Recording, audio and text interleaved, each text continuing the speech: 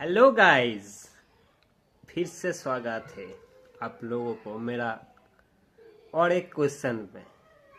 तो किट्टू का क्वेश्चन है, আচ্ছা বাংলাতেই বলি, অত হিন্দি মারিয়ে লাভ নাই। তো যেটা হচ্ছে, সবাই বেশিরভাগ নিশ্চয় গাড়ি ইউজ করো, কেউ বাইক, কেউ ফোর হুইলার, যার যেরকম অকাত। আমার অকাত ধরো বাইকের, ঠিক আছে? তো যার যেরকম অকাত আছে। তো কিট্টু বলছে, এমন কার গাড়ি আছে বা কোন গাড়ি আছে যেই গাড়ির নাম্বার প্লেট নেই। চোরাই গাড়ি বলো না আবার, ঠিক আছে?